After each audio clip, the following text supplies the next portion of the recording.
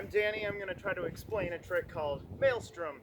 This is an awesome and very difficult trick created by Luke Fritch from Australia, and that's what it looks like. And it's, like I said, it's a super hard trick, and it's really hard to explain, so I'll try my best. But for the most part, you guys are going to have to learn it pretty much the same way I did, which is watching the video in slow motion and looking at one hand at a time, trying to learn each hand what it does, and then try to do it at the same time with both hands. And like overall, you're just gonna have to watch it in slow motion a lot and try your best to figure it out. But hopefully this video helps a little bit. So basically, what's happening? One hand is gonna do this. One hand is gonna do this. It's gonna do 1, 2, 3, 4, 5, 6. 1, 2, 3, 4, 5, 6. That's what one hand is gonna do, and then the other hand is gonna do this. 1, 2, 3, 4, 5, 6. 1, 2, 3, 4, 5, 6. And every other time, this hand is going to change. It's going to do something else. So it's actually going to do this. It's going to go.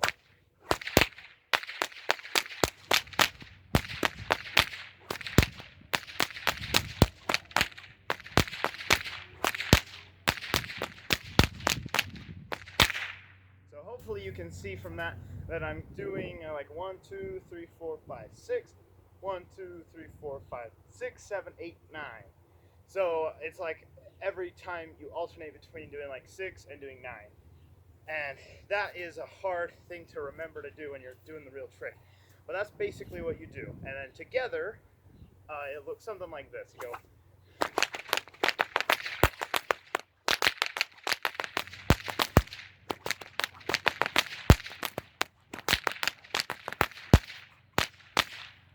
And that's the middle of the trick.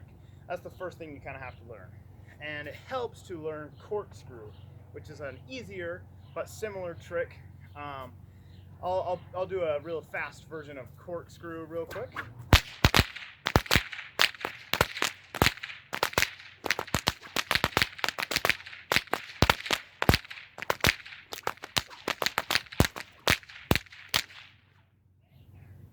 And that's a corkscrew. It's a little shorter.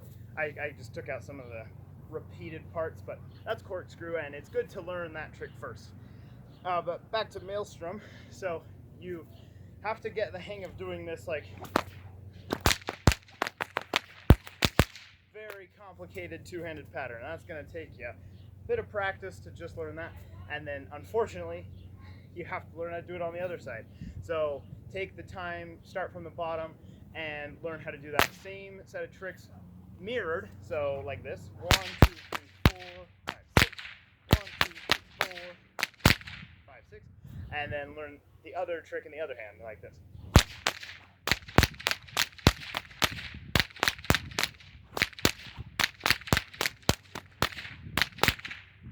It takes a long time to learn it both ways, but yeah, start out with that, learn it both ways, and then together on the other side it looks like this.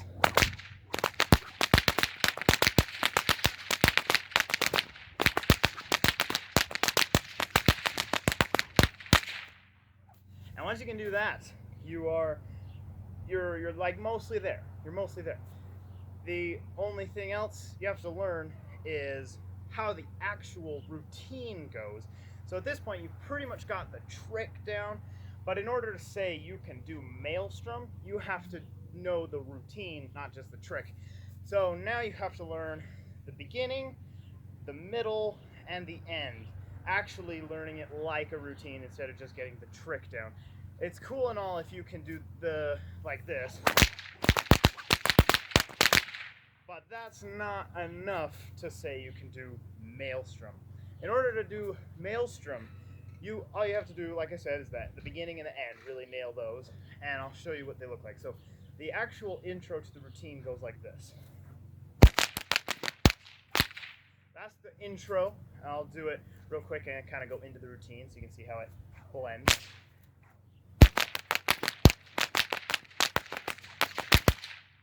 So that's the intro.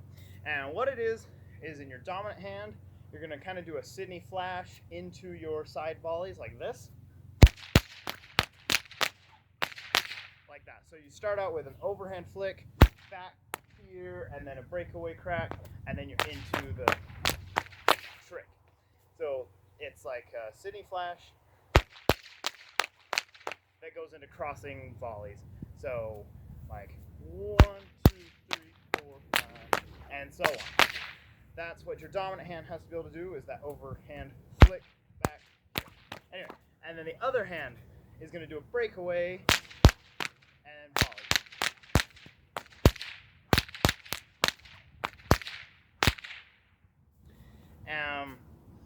And putting those together looks like this. So you're going to do your flick, and right after the flick you get your breakaway crack, and so it goes like this.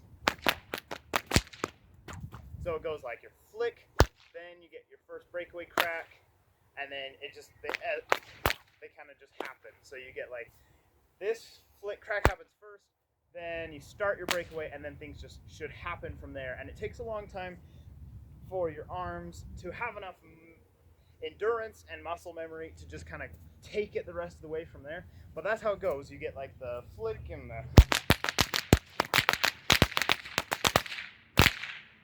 that's how the trick begins.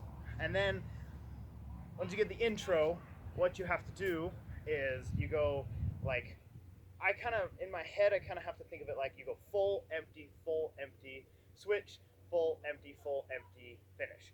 And what I mean by that is when I'm referring to full and empty, I mean like the extra volleys over here or not. Full, empty.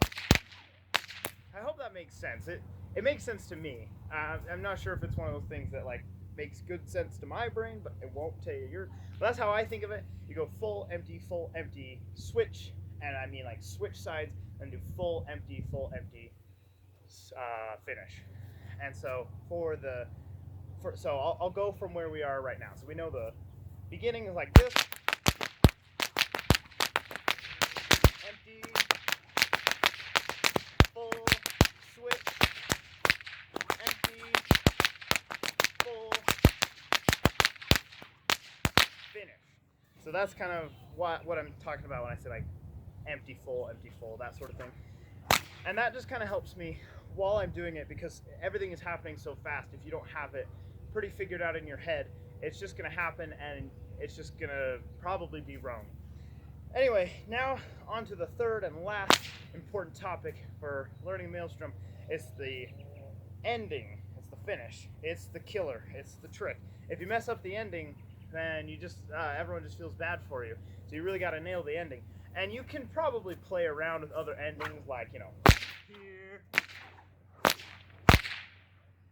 And that's fine, but the true to the form, like real Maelstrom ending goes like this. I'll just do it real quick. That's the ending as determined by Luke himself. And the way I'm doing that is basically I'm going to kind of come out of this trick, and basically my dominant hand will do a fast figure 8, and my non-dominant hand will just do a cattleman crack. So, let's see. So it's interesting because you start this trick one way. You kind of start it going towards your non-dominant side. Then you end it kind of on your dominant side. Now let's see. How does it work? Okay. So your non-dominant hand is going to go like this. I'll do that again. It's like 1, 2, 3, 4, 5, 6. That's what your non-dominant hand does. And then your dominant hand will go like this. I think. Let me make sure that's true. Yeah. Okay, so like I said, your dominant hand is going to do 1, 2, 3, 4, 5, 6. Or you can do 1, 2, 3, 4. Especially if that makes it easier for learning, you can just kind of end it like that instead of like that. Either one's fine. But the point is, out of this ending, your dominant hand is going to go 1, 2, 3, 4, 5, 4, 5, 6. And your non-dominant hand will go 1, 2, 3, 4, 5, 6. And I'll do that one more time. So that's the ending to Maelstrom. And tying it all together, you gotta make sure you know each step on its own, and then you put it together like this. You get the beginning,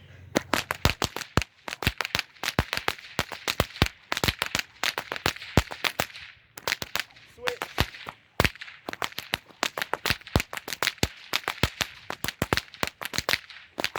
and the ending. Just like that. So I think I covered everything. Like I said, it's a very difficult trick, both to do and explain, and it's been really hard. I've tried making videos of this before, but it's been hard to get my thoughts together. I'm pretty sure this is the best way I can describe it, and the least I can say is good luck to everyone trying to learn Maelstrom. And if you want to send a video to me, you can DM me on Instagram. You can send a video of you doing Maelstrom and ask, like, if you need help, you could do that. Anyway, otherwise, good luck, and thanks for watching.